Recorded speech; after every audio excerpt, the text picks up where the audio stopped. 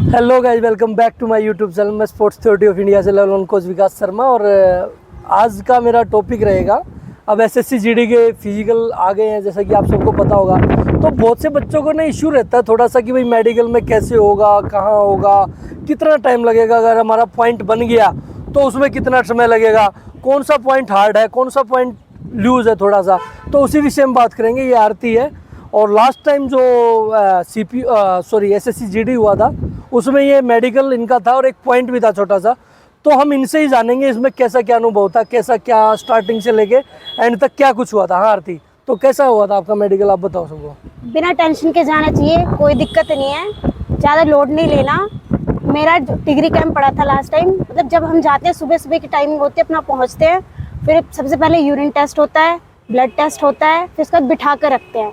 Mostly होता है, बहुत सारे बच्चे होते हैं तो धीरे धीरे सबका होता है तो टाइम लगता है। तो फिर फुल बॉडी चेकअप के लिए जो फीमेल्स है उनका फीमेल्स ही करती है, मेल्स का मेल ही करते हैं। तो ये मत सोचे कि गर्ल्स होती है कुछ डरती हैं कि नहीं हमारे मेल्स तो नहीं कर देंगे, ऐसा कुछ नहीं होता।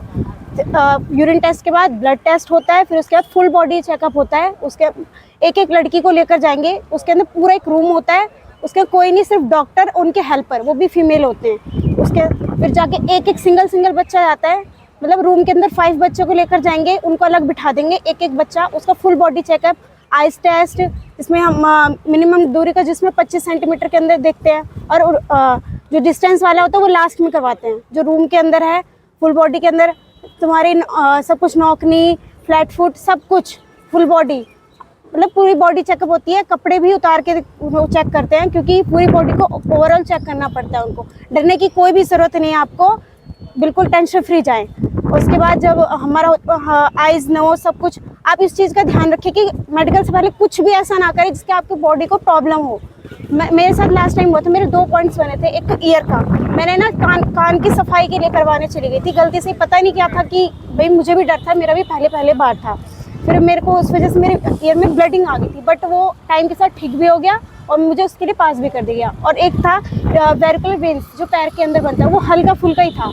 अगर हम वर्कआउट करते हैं काफ़ी टाइम से थोड़ी बहुत चीज़ें हो जाती है, बट वो देखते हैं, स्पेशलिस्ट चेक करते हैं उसके बारे में, तो उस चीज़ को वो रीमेडिकल के थ्रू पास कर देते हैं। तो आपको टेंशन नहीं लेनी है। फिर उसके बाद जब सब बच्चों को मोस्टली हो जाता है, उसके बाद आइस टेस्ट का होता है, जिसके अंदर आपको कितने मतलब कुछ डिस्टेंस से दिखाते हैं, आपको चेक करवाते हैं। उस आइस टेस्ट के बाद आपका चेस्ट टेस्ट होता है, एक्सरे होता है उसके अंदर। उसके बाद आपको बस इतना ही है टोटल ओवरऑल। फिर नेक्स्ट डे बुलाते हैं आपको सिर्फ रिजल्ट के लिए। रिजल्ट के अंदर आपका कोई पॉइंट बनता है तो उसके अंदर लिखा जाता है, जिसके लिए आप उसके अपील कर सकते हैं, मतलब कि रीमेडिकल के लिए। फिर नेक्स्ट डे उसके स्पेशल जो भी आपको पॉइंट बनता है उसके स्पेशलिस्ट आकर आपको चेक करते हैं।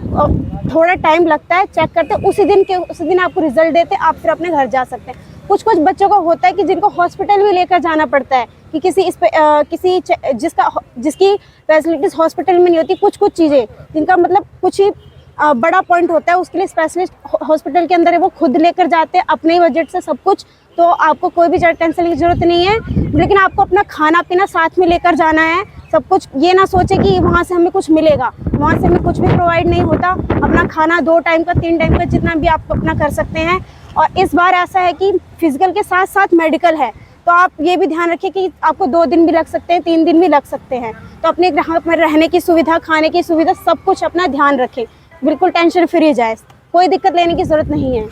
ओके, तो आरती, ऐसा कोई पॉइंट था जिसमें बहुत सारे बच्चों को निकाला गया हो? कुछ भी ऐसा कि भाई आपका मान लो कि 100 बच्चों का बैच है और 20 बच्चे उसमें ही बाहर कर दिए, कुछ तो आइस का ही स्पेसिफिक आपका ये रहता हो कि भाई इस पे ध्यान देने की जरूरत है? एक आइस का ही मेनली है, जिसमें ब्लाइंड टेस्ट, वो कलर ब्लाइंडनेस जिसको है ना, वो तो ना ही जाए मेरे हिसाब से, क्योंकि वो निकाल देंगे आपको, उसके अंदर कोई भी अपील नहीं होगी, कुछ भी नहीं होगा। वो देखेंगे आपको, स्पेशलिस्ट चेक करके तो तुरंत निकाल देंगे। एक वो मेजर पॉइंट होता है, और मोस्टली यही सब चीज़ें होती हैं।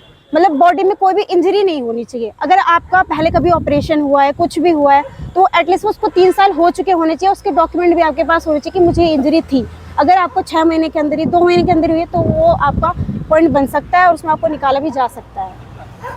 ठीक है, तो ये वीडियो बनाने का मेरा एक ही मकसद है। देखो, हमारे चैनल का ही एक उद्देश्य है आप लोगों तक जानकारी नहीं, सही तरीके की जानकारी पहुंचाना। जानकारी आपको और भी कई जगह मिलेगी, ये बच्ची है, ये करंट का इसका अभी मेडिकल हुआ है, तो मैं इसके ही द्वारा जो बताई गई बातें वो आप तक शेयर कर रहा हूँ। तो धन्यवाद, आप हमारी वीडियो पे लगातार बने रहें बस।